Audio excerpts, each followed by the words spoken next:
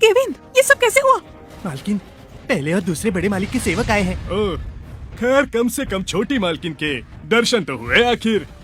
तुमने केविन को क्यों मारा? हम तो बस मजाक में लड़ रहे थे। उम्मीद नहीं थी कि तीसरे घराने के लोग फूल जैसे नाजुक होंगे। अपनी बकवास बंद करो। मेरे घर पर आने की तुम्हारी हिम्मत कैसे हुई? ट्रेंटन साहब ने हमें ये कहने को भेजा है कि कल अखाड़े में परिवार की बैठक होने वाली है। आप लोगों को कल वहाँ आना होगा, भूलिएगा मत। चलो भाइयों। चिंता मत करिए। ट्रेंटन भैया ने कहा है जो बेकार इंसान अभ्यास नहीं करता उसकी खानदान में कोई जगह नहीं। अभी बताता हूँ तुझे। ये क्या? भले ही मैंने अपनी शक्ति का केवल आधा हिस्सा इस्तेमाल किया, पर बिना अभ्यास के ये बच्चा घायल कैसे नहीं हुआ? कंधे से हाथ हटाओ। छोटे बाबा, मुझे आपकी शक्ति देखनी है। इस बार मैं 80% शक्ति का इस्तेमाल करूंगा। देखता हूँ कि इसका क्या होता है। लगता है इस खानदान के पहले और दूसरे मालिक को तीसरे मालिक से नफरत है। इसने गलत इंसान से पंगा लिया। बहुत हो गया। अरे क्या हो गया? मैंने कई बार तुम्हें माफ किया है, पर तुम नहीं सुधरोगे। मेरे ही सामने मेरे छोटे भाई को हाथ लगाओगे? छोटी मालकिन, मैं बस छोटे बाबा से मजाक कर रहा था। आप गुस्सा क्यों कर रही हो? निकलो यहाँ से। ठीक है, कल की बैठक में देखेंगे कि आप में कितना दम है। चलो सब। छोटू, तुम ठीक तो हो? मैं ठीक हूँ दीदी। वैसे ये बैठक किस बारे में है? आखिर चल क्या रहा है? माँ बाबा तो गुजर गए, पर जिम्मेदारी छोड़ गए। बड़े और मंजले ताऊ जी हमें हमेशा बेकार समझते आए हैं। उन्हें हमारा घर चाहिए। कल की ये बैठक उसी के बारे में है। उनकी नीयत ठीक नहीं लगती। पर तुम डरना मत, मैं हूँ ना। मैं उन लोगों को ये घर नहीं लेने दूंगी। चलो।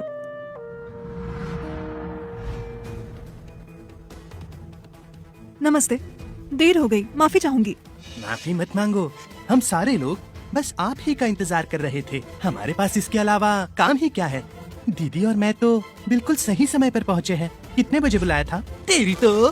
खामोश, अब सब यहाँ है, मुद्दे की बात करते हैं। यास्मीन बेटी, तीसरा घराना बर्बाद हो चुका है। 2 लोगों को इतने बड़े घर में रहने की जरूरत क्या है? ये तो बेकार है। मेरी बात ध्यान से सुनो और दिमाग में डाल लो। हमने मार्शल आर्ट्स के लिए अखाड़ा बनाने का फैसला किया है, इसलिए तुम दोनों को वो घर खाली करना पड़ेगा। हम ऐसा नहीं करेंगे।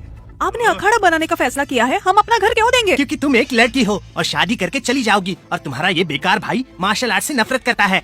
2 लोगों के लिए तुम्हें इतना बड़ा घर क्यों चाहिए? वो घर हमारे बाबा का है।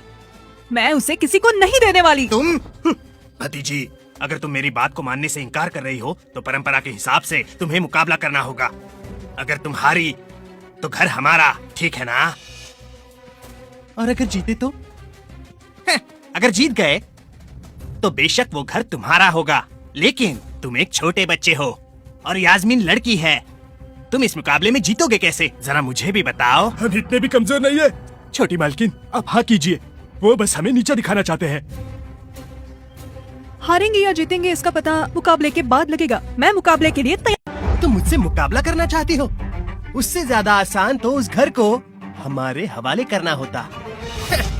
क्यों मरना चाहती हो? इस खानदान में सबसे ज्यादा कमजोर तो आप ही हैं। फिर भी लड़ना है। आपको अपनी कमी का अंदाजा नहीं है। छोटू, तुम अभी बच्चे हो। अभी के लिए इस सब से दूर रहना, मैं संभाल लूंगी। मैं फिर से पूछती हूँ, अगर इस मुकाबले में मैं जीत गई तो आप लोग हमें उस घर के लिए दोबारा परेशान नहीं करेंगे। सही कहा। ठीक है, मैं तैयार हूँ। मुकाबले के नियम, दोनों तरफ के लोग इस अखाड़े में एक एक करके लड़ेंगे जब तक एक घर नहीं हार जाता। अब ये मुकाबला शुरू होता है।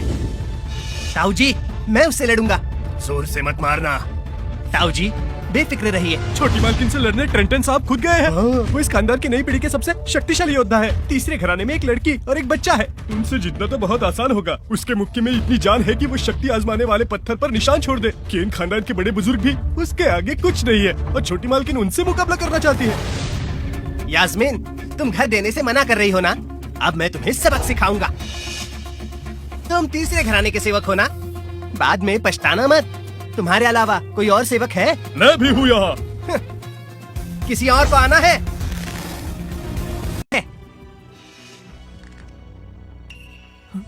छोटू, डरो मत, सब ठीक हो जाएगा। लगता है तुम्हारे पास बस बेकार लोग ही हैं। सिर्फ तुम दोनों मुझसे लड़ोगे? ठीक है, फिर मुझे वक्त बर्बाद नहीं करना। तुम दोनों मुझसे एक साथ लड़ोगे। ऐसा क्या? सुनो केविन, अगर साथ मिलकर काम करें तो जीत सकते हैं। हाँ। चलो। तैयार हो जाओ। हाँ, आ जाओ। मैं भी देखता हूँ कितना दम है तुम में।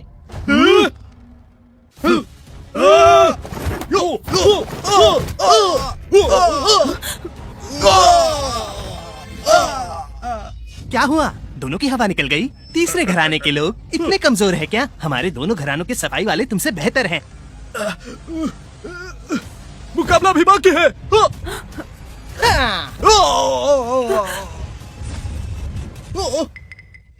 छोटू, तुम ठीक हो? ओ यास्मीन, तुम बातें ही करती रहोगी क्या? क्यों बेकार में सबका वक्त बर्बाद कर रही हो? जल्दी किसी और को भेजो या हार मान लो और अपने छोटे भाई को लेकर यहाँ से निकल जाओ। दीदी, छोटू, फिक्र मत करो, मैं हमारे घर को बचाऊंगी। घर? हाँ, हमारा घर। ट्रेंटन भैया, मैं आ रही हूँ, मैं आ रही हूँ। यास्मीन, इसकी जरूरत ही क्या है? घर हमारे हवाले कर दो। अपने भाई को लेकर यहाँ से चली जाओ, यही बेहतर है। हम दोनों ने अपना बचपन वहीं गुजारा है, मेरी जान क्यों ना चली जाए। मैं किसी को भी अपना घर नहीं दूंगी। अच्छा, तुम्हें पता है ना मैं कितना ताकतवर हूँ? अगर तुम घायल हो गई तो मेरे आगे रोना धोना मत करना।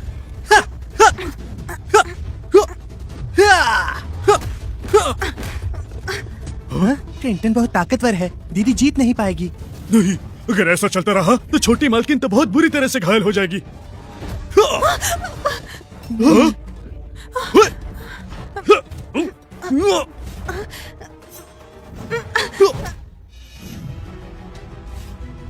तुम कमजोर हो, मेरे आगे टिक नहीं पाओगी।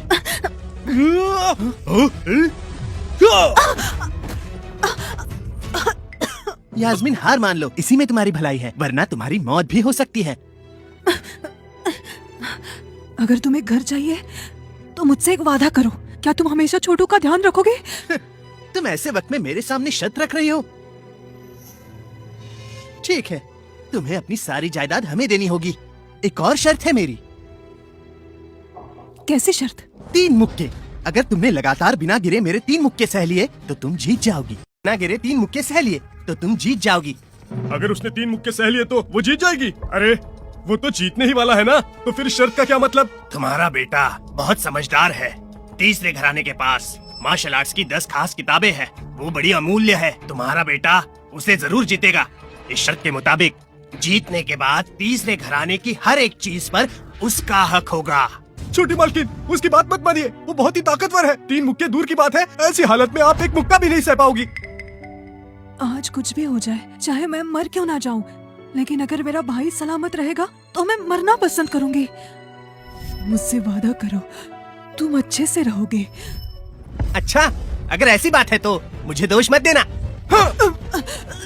हाँ, छोटी मालकिन, हार मान लीजिए, आपको जिंदा रहना होगा। छोटी मालकिन, अगर आपको कुछ हो गया तो छोटे पापा का क्या होगा? छोटू, मैंने माँ बाबा से वादा किया था कि तुम्हारी रक्षा करूंगी। छोटी मालकिन। छोटू, तुम अभी बच्चे हो, अभी के लिए इस सब से दूर रहना। मेरे ही सामने मेरे छोटे भाई को हाथ लगाओगे? उम्मीद करती हूँ कि तुम अच्छे से रहोगे। खुद को अकेला मत समझना, मैं हूँ ना, मैं उन लोगों को ये घर नहीं लेने दूंगी। तुम तो गई। हाँ?